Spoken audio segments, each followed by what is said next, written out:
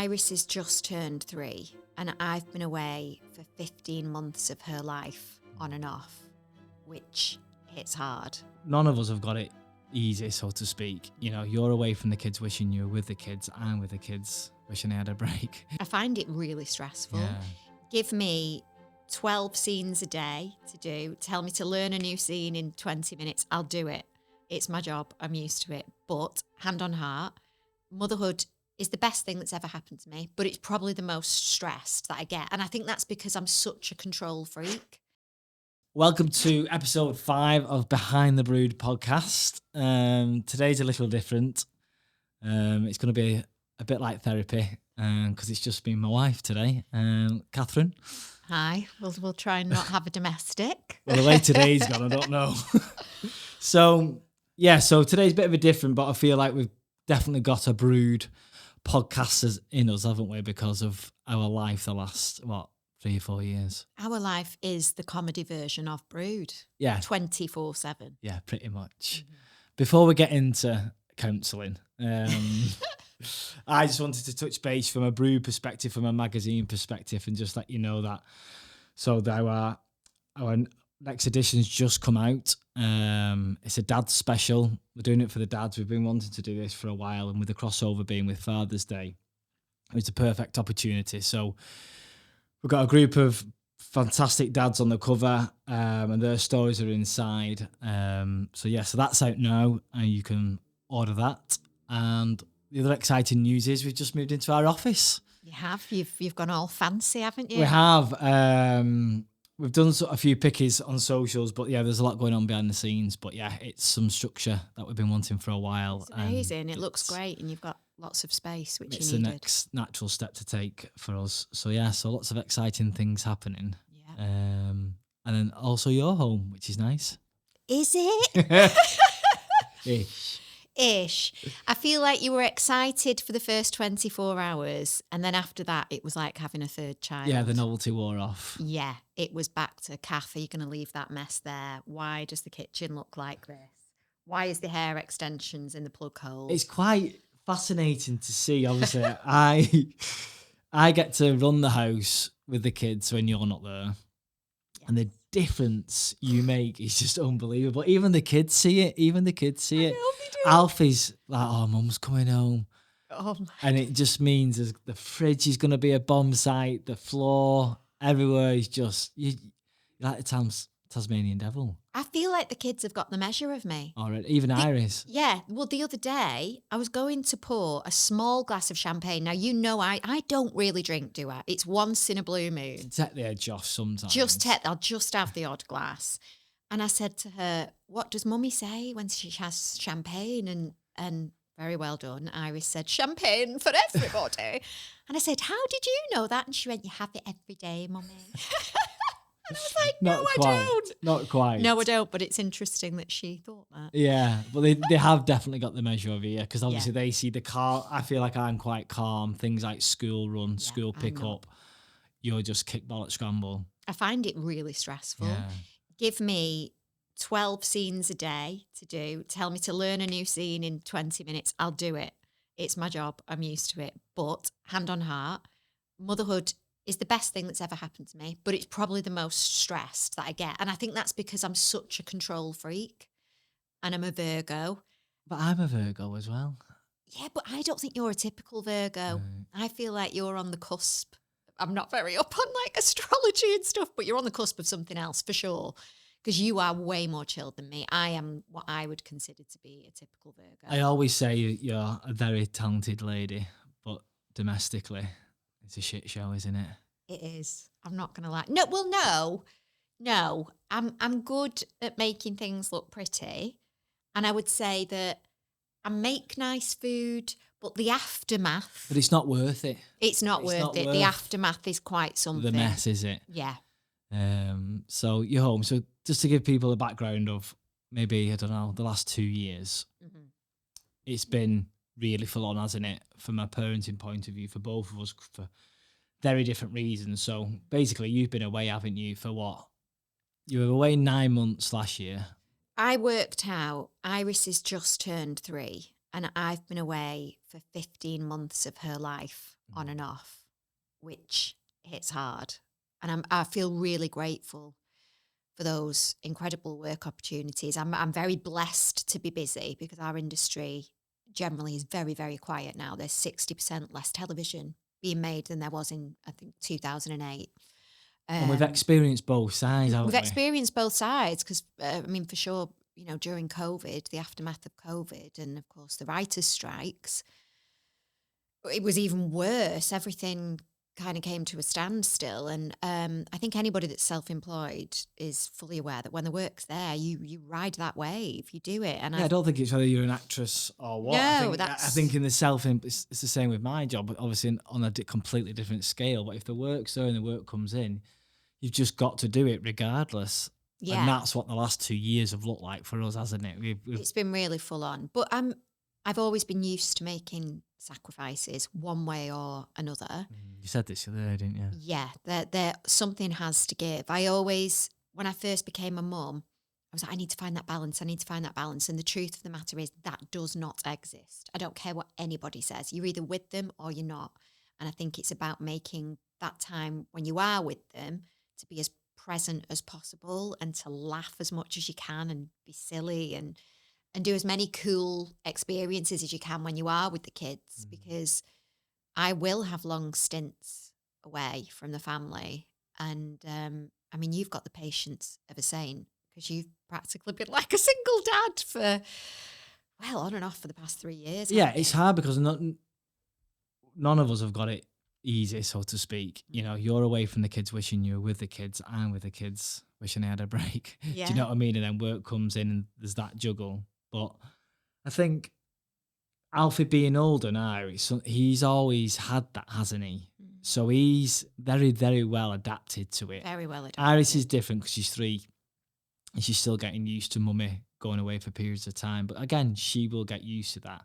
So they will come accustomed, and that's just the way we are. None of us know 9 to 5. And you probably won't mind me saying this, but I don't know if we work if we're 9 to 5. I think we embrace the chaos. We embrace the unknown. It's exciting. So I think it's for the best, really. And then I think we get better versions of each other as a couple as well, not just as parents. I think when you've been away, you can appreciate each other more. Whereas I think if you're on top of each other all the time, you never get that time to miss someone. And I think that's quite important in a relationship. 100%. And if I'm not working, you know, if I've got a little gap in my schedule of, I don't know, maybe 6 weeks, 2 months at the most, I'm all right. But after that, I mean, you've seen what I'm like. You've been the first one to be like, oh my, you know, phone your agent, get you any job anywhere, just get out of the house. My job is, and I'm not ashamed to say this as a mum, it's a huge part of my life and it's a huge part of my happiness.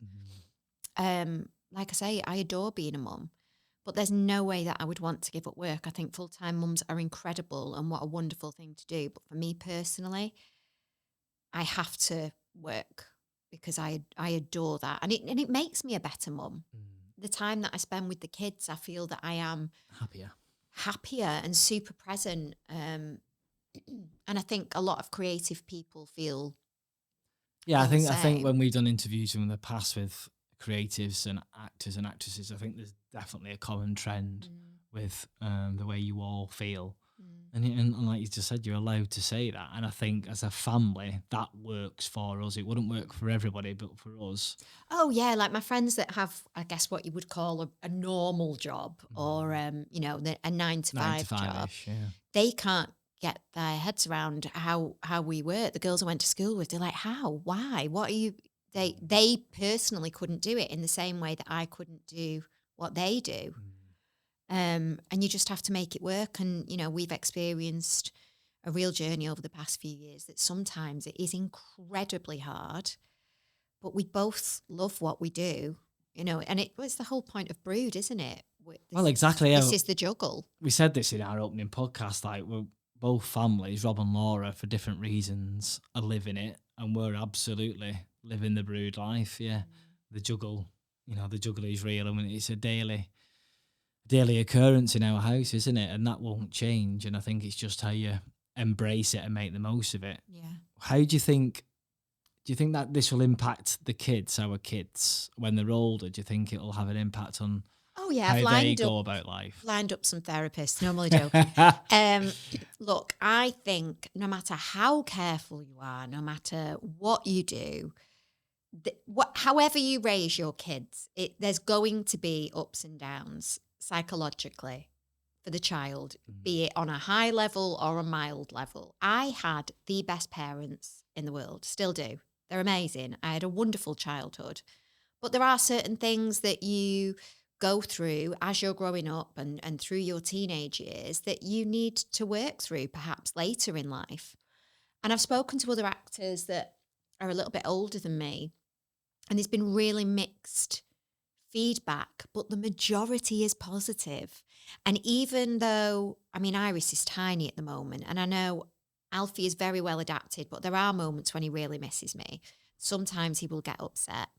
The general consensus has been with the older actors that have older children, as they've got older, they've gone, wow, thank you. Like, you know, those parents were on stage at 8 months pregnant, or, you know, doing what they had to do to survive and paying the mortgage. And I think it's only as children get older that I hope they appreciate that. And, you know, my biggest bugbear is laziness. It drives me insane, and I want the kids to have a really good work ethic. I want them to know that they can have anything they want from life. They can achieve anything they want, but they have to graft. Yes. They have to graft. I think there's And that must come through from us, though, because we're obviously we're not having that conversation with them daily.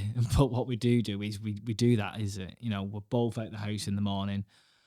You know, we're both working late some nights. Yeah. You know, some weeks are being passed from pillar to post, not to anybody, but to grandparents. But yeah. But I mean, in a good way. Again, that chaos, that they've got to see what we're doing to make a life for us as a family, and that's got to come through, hasn't it? I really hope so. I look back to like the 6 weeks holidays when I was a kid, for example. A lot of the time I would be with my grandma or my nana, and, you know, Your mum and dad both were lovely, working. because my mum and dad were working. My dad was a bus driver, and my mum was holding down 3 cleaning jobs to make ends meet, to enable us to have the things that we wanted. And we, you know, we didn't have a lot, but I had an amazing childhood.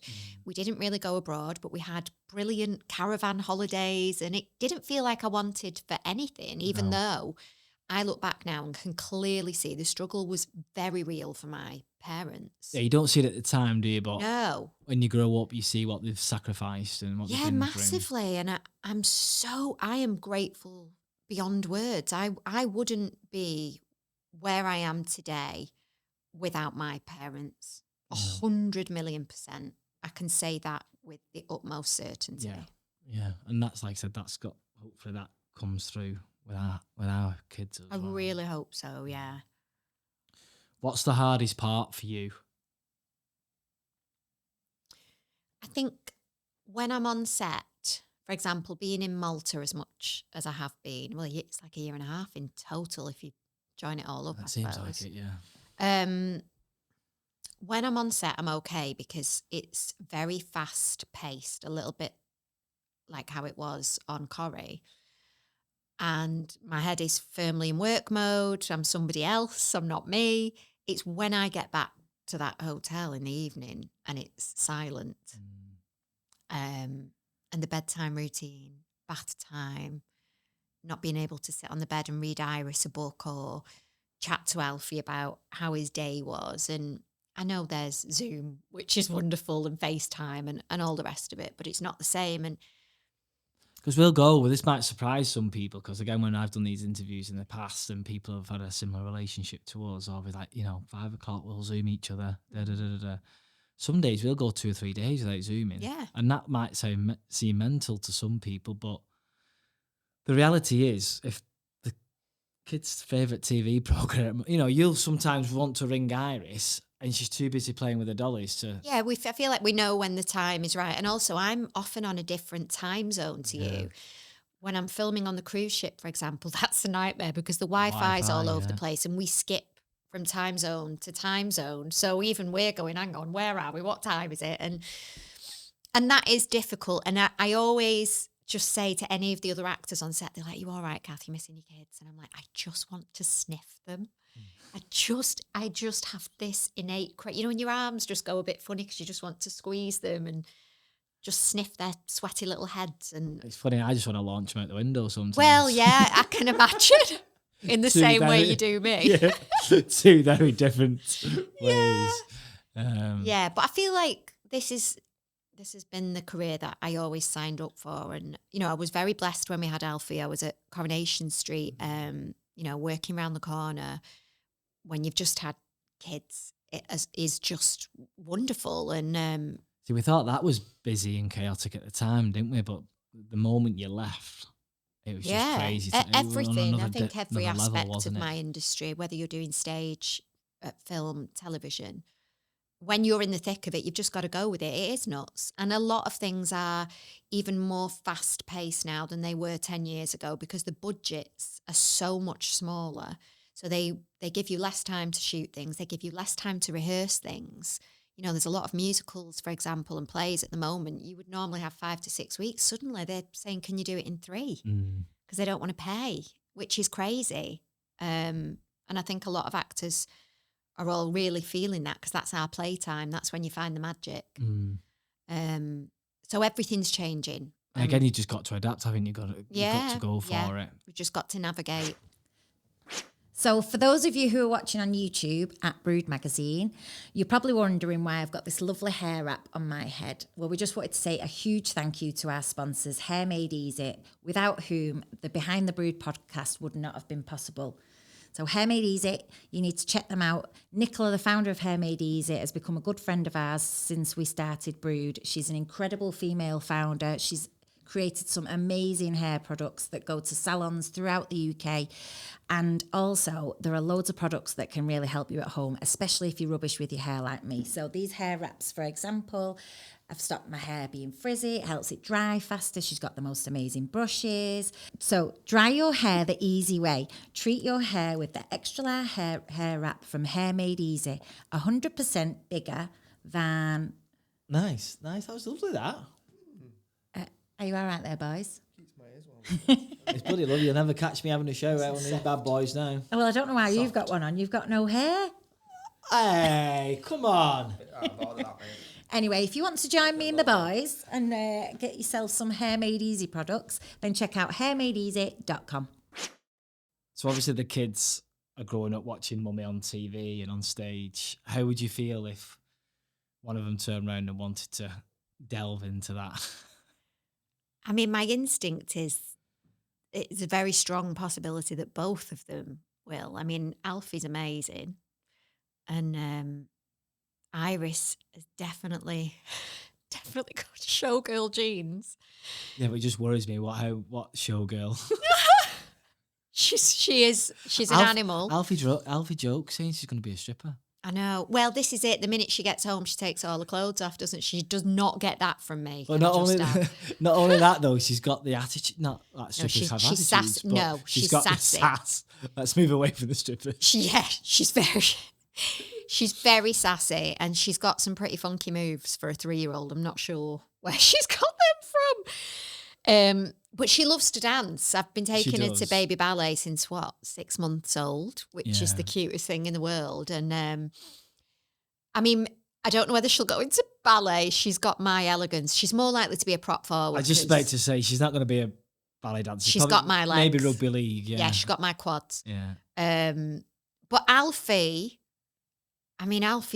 amazing. A bit of a dark horse, isn't it? Because he's from Alfie's point of view, he's not 100% in on anything. Like he likes football, he likes going out with his mates, he likes going on his bike, but I don't know. I feel like the acting side of things or the arts side of things is the one thing that he seems to be really attached to. Yeah, he's definitely and the got one the thing talent. that he'll spend time on. And so I think Alfie for sure. I do. It wouldn't surprise me if both of them went into it, but also Alfie's great with photography as well. I just think that. And I would say he's more into film and screen work and Because I sent him to theatre school when he was tiny, do you remember? And they were doing The Wizard of Oz and he was like, Mummy, I don't want to do musicals. I want to do films. And he was tiny and I was like, all right. Just wanted to be on telly, didn't he? Give me the feather boa back.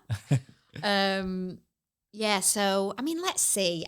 I always remember my mum and dad saying when I was a kid, I just want you to be happy. And now we're parents. I feel the same. I watched my parents growing up, especially in the earlier years, both doing jobs that they didn't enjoy.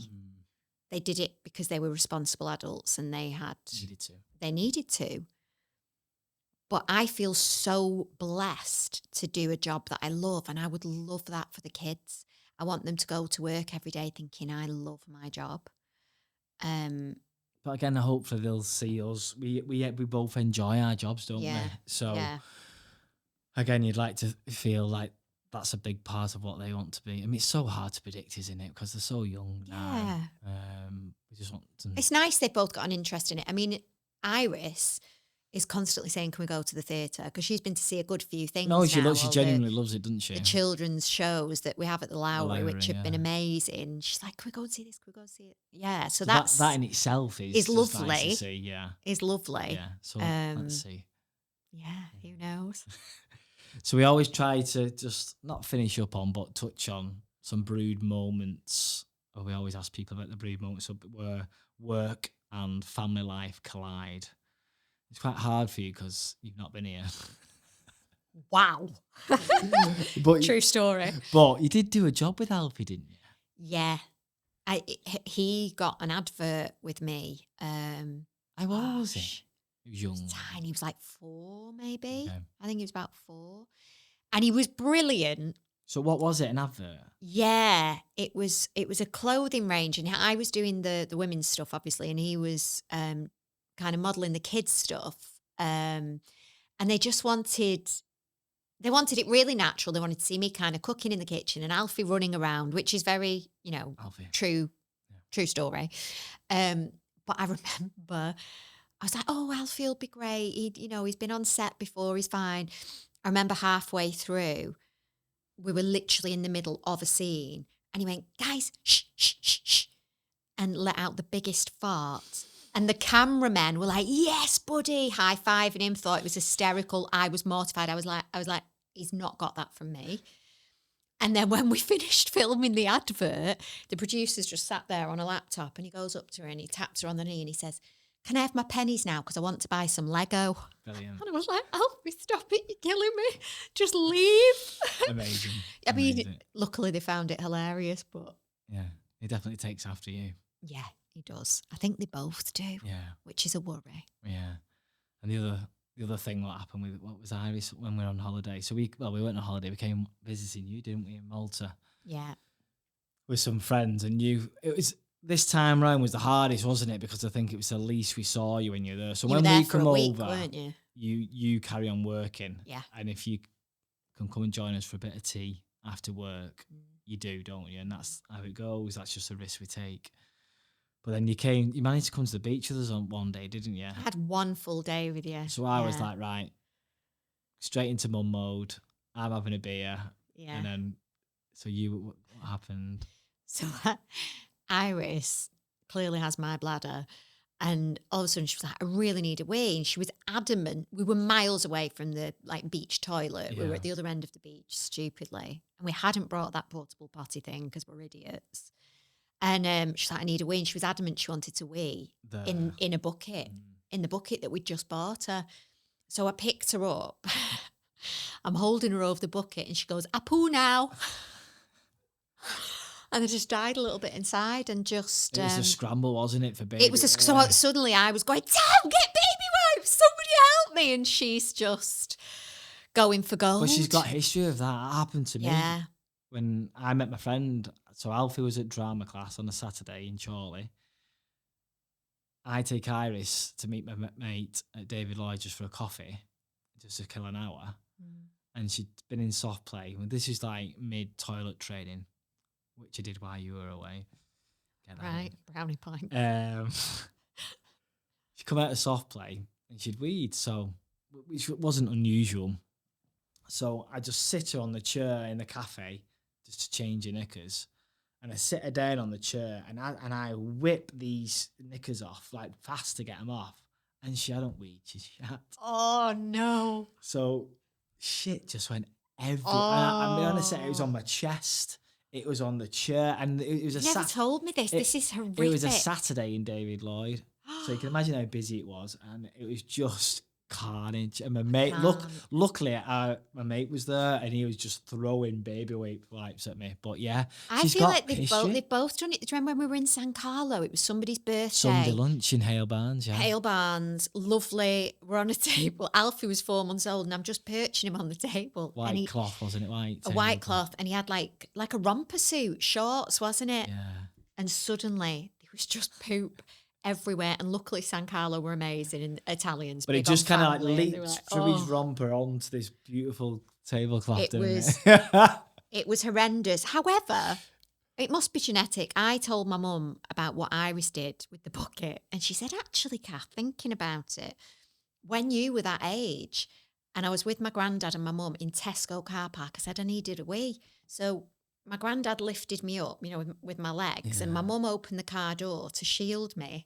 And suddenly my granddad started saying, she's doing a poo, she's doing a poo.